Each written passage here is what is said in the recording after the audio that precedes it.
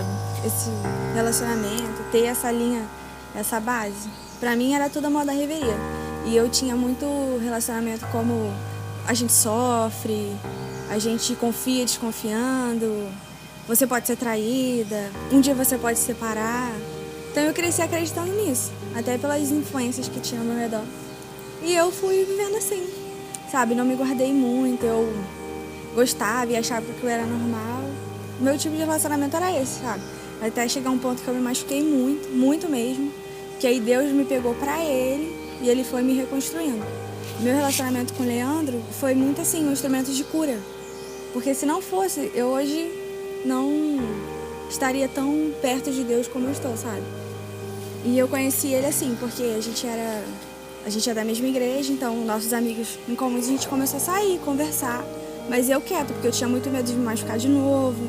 Não sabia que hoje eu ia estar vivendo o que eu estou vivendo hoje com ele. Aí a gente foi conversando e eu comecei a orar sozinha. Eu orava a Deus e falava, Senhor, se for da tua vontade, mas somente se for da tua vontade.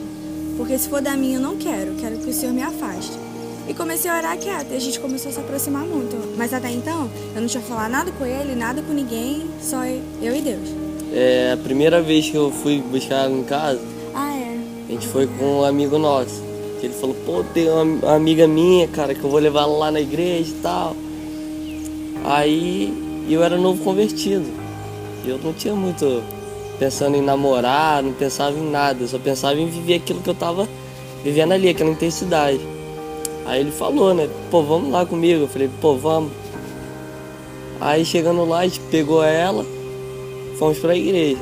Aí eu já olhei ela assim, mas nada de reparar muito nela. E aí aconteceu lá na igreja, em Xerém, né, aconteceu a enchente. Aí quando aconteceu a enchente, Xerém ficou todo em alerta, tudo era uma correria, pegando alimentos, e aquela correria, as igrejas elas montavam base, entendeu, para os desabrigados.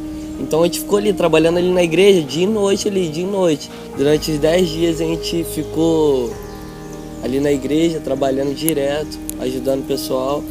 E aí eu vi ela trabalhando, vi ela toda suja de lama.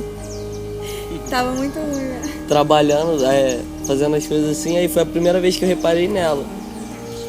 Aí eu falei com o Espírito Santo, eu falei, poxa, Espírito Santo, se um dia eu tivesse uma noiva, eu queria uma noiva assim, que primeiro visse o reino, depois as outras coisas, não se importasse com a beleza, assim, do que a necessidade que você sente. Então eu falei, a primeira coisa que eu falei do Espírito Santo quando eu vi ela nesse dia foi isso. Só que eu guardei aquilo pra mim.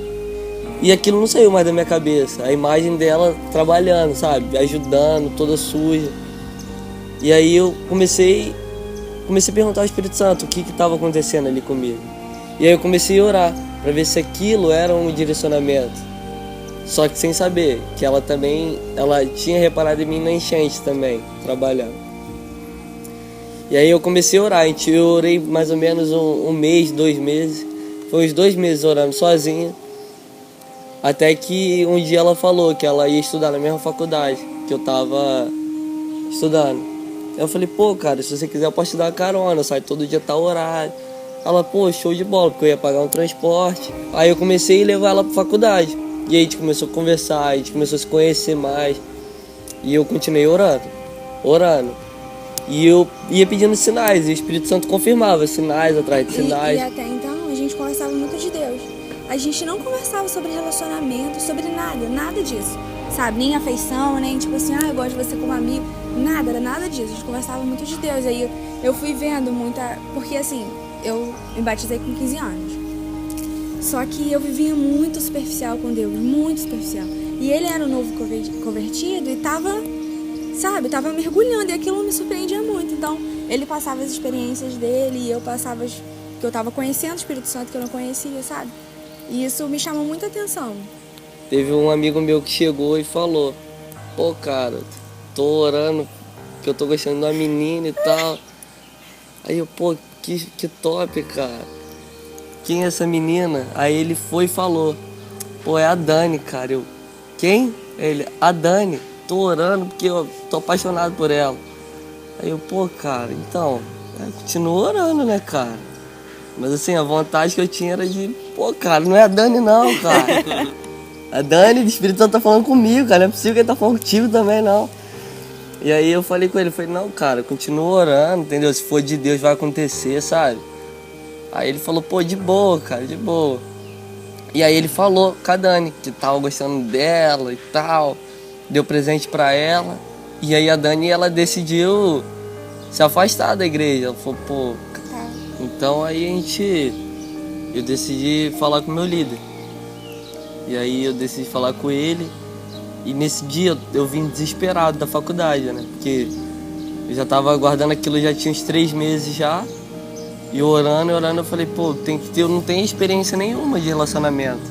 Porque primeiro que eu sou novo convertido, então eu não entendia nada. Eu falei, pô, ele vai me dar, assim, conselhos que vão me ajudar. Então eu voltei da faculdade, já fui direto lá. E ela foi comigo, ela, não, preciso fazer alguma coisa na igreja também.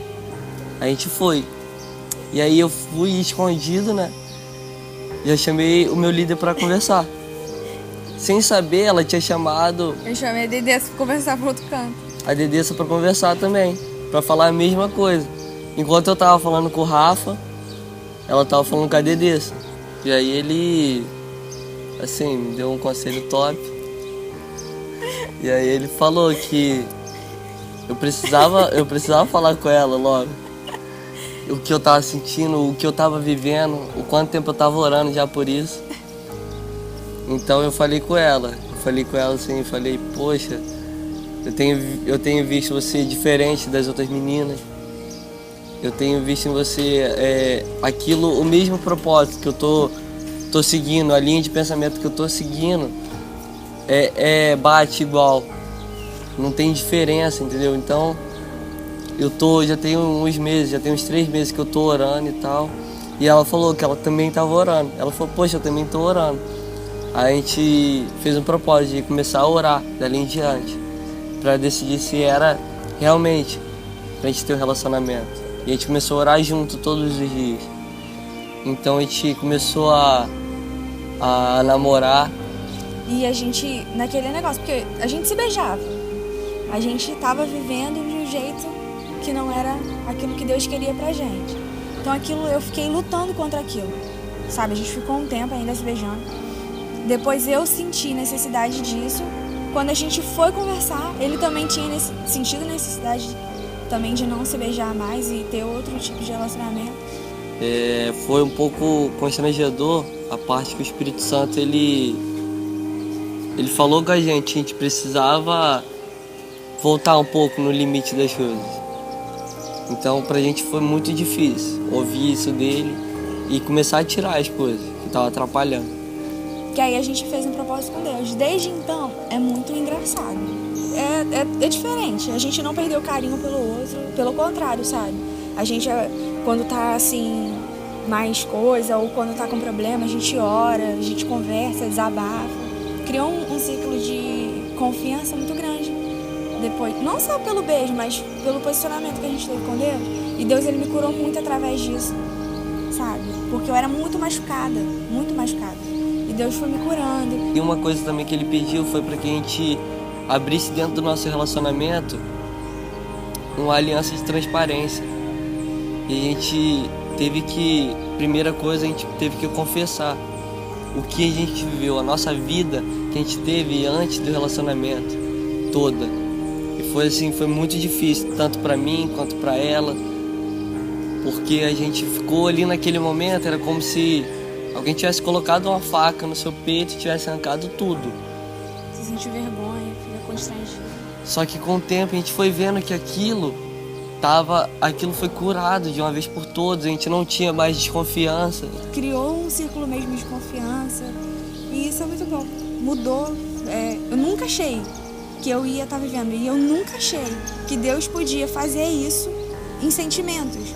Porque você pensa, Deus te cura de uma doença, Deus te salva da morte, mas Deus também trata os teus sentimentos, sabe? Te cura, te restaura. E há 1 ano atrás a gente decidiu casar em janeiro. A gente falou, não, a gente vai casar em janeiro. A gente orou, pediu uma data e o Senhor falou que a gente casaria em janeiro. Só que com o tempo passando, a gente viu que tava difícil casar em janeiro. Então a gente mudou o casamento para junho. Só que a gente viu que nada tava acontecendo. A gente falou, pô, a gente foi procurar no lugar que a gente queria casar, a gente foi procurar em junho e não tinha vaga. Mas aí eu lembrei que Deus, ele tinha falado com a gente ia casar em janeiro. E aí eu falei, poxa, Dani, pergunta ao cara do sítio se não tem a data para janeiro. Aí ela ligou pro cara e falou, pô, mas não tem pra junho? Ele, não tem e tal. Aí ali pra janeiro, você tem ele? Pra janeiro eu tenho uma. E a gente falou, pô, qual é a data? 17? Aí ele, 17. A gente, pô, então pode fechar que é nosso. Hoje, se você olhar, se eu te contar tudo que a gente está fazendo, todos os sonhos, do jeito que a gente sempre sonhou, Deus está fazendo do jeito que a gente sempre sonhou e dando condição. Porque não é da gente. É impossível ser da gente. Não tem como ser da gente. E foi tudo agindo da maneira que a gente queria. Porque a gente voltou a lembrar que o Espírito Santo, ele estava na frente de tudo. Que ele estava dando a data do nosso casamento. Ele foi o primeiro convidado do nosso casamento. Então a gente começou a entregar e começou a... Vamos fazer. O casamento vai ser em janeiro? Vamos. Vai dar tempo. Vai estar dando tudo certo. A gente começou a organizar em 5 meses. 5 meses de janeiro. Até, já tá... Só falta algumas coisinhas que é normal. Mas tudo já tá pronto e já tá encaminhado.